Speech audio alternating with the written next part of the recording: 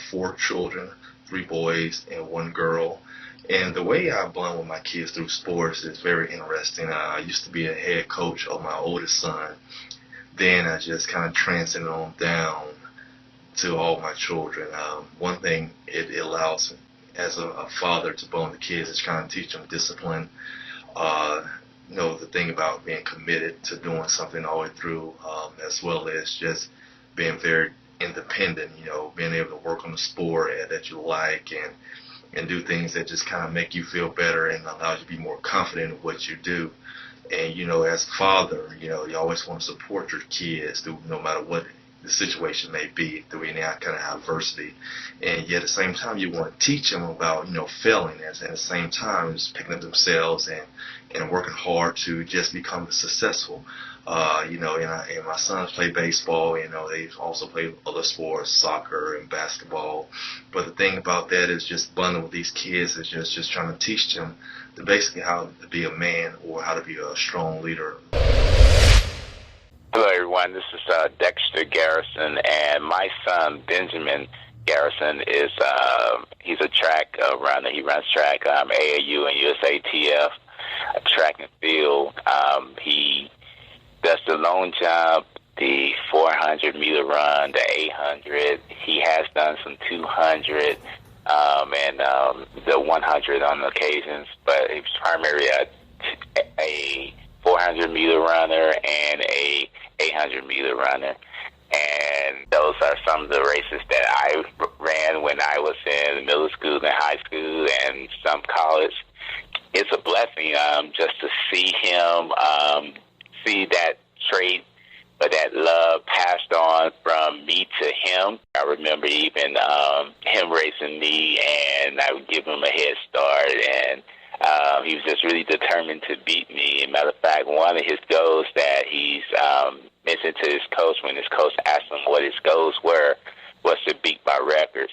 He went to my parents' house and he saw my trophies and ribbons, and my coach wrote my records on the ribbons when I broke records. And so he's made up in his mind that he wants to beat my 400-meter record that I set when I was 14 years old. So he's 12, but he's on pace to actually get that record next year when he's 13 if he doesn't get it this year when he's 12. And so when the coach mentioned it to me and I actually overheard him at practice talking about it, my heart filled with pride because I would love to see him do that. I would love to see him beat my records because that just says to me that I left a legacy for him. I know Proverbs tells us to train up a child in the way that he should go, and a lot of people say that's just dragging him to church, but in actuality, that's knowing the giftings and the temperament of your children that God has placed within inside of them. And in studying that, you can bring it out. So my wife, Teresa, and I, we just try to encourage that in each of our kids to bring out what God has placed inside of them. And in Benjamin, it's a love for track. My name is Daniel Shirley. I'm the sports editor down at the Macon Telegraph. Sports has always been a big part of my life. I remember my dad and I going to Clemson football games from the time I was 5 years old until when I got out of college. And it's a big thing for me to continue that with my sons. My sons play baseball, they play basketball, and going to their games and seeing their Little League games and seeing their middle school games, and now that they're both in high school, it's a big thing for me. I enjoy it. I love everything about it.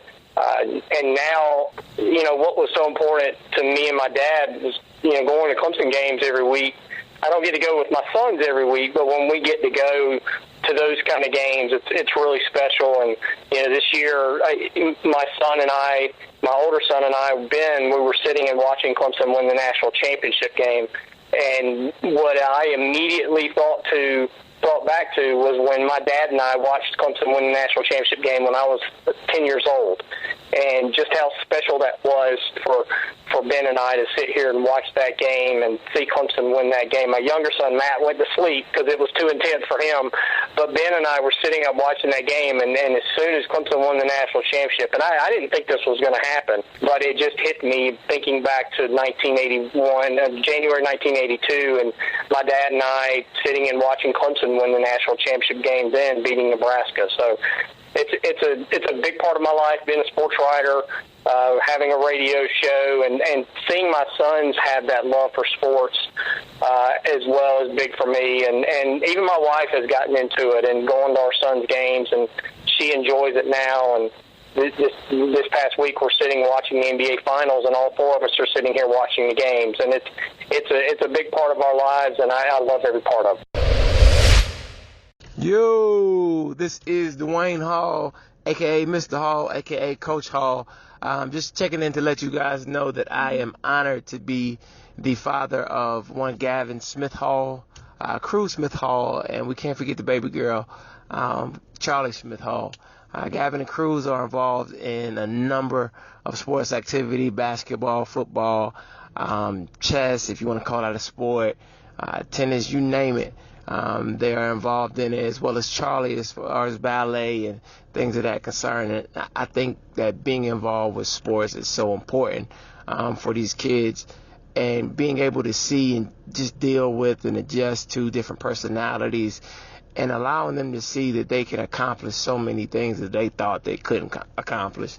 And so that's a feat in itself. And yeah, you root for academics and push for academics and let them understand that that's the most important thing, but you don't get to sit in with them while they're taking the test.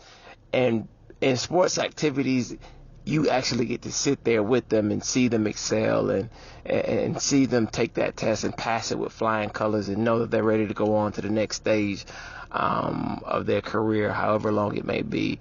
But, sports teaches them so many life lessons, and I'm thankful for that.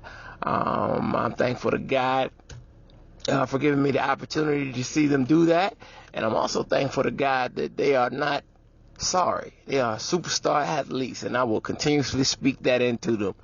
Well, the clock's hit 000, and that's all the time we have for today. It's been a thin slice of heaven chilling here with you. Be sure to follow us on Twitter at Married2Game1. That's the number 2 and the number 1. You can check us on Instagram at Married to the Game Podcast. It's also with the number 2. Or like our Facebook page, Married to the Game. We'll catch y'all on the rebound.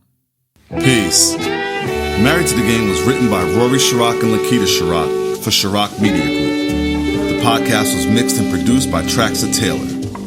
For more information, email us at rchirac@chiracmediagroup.com.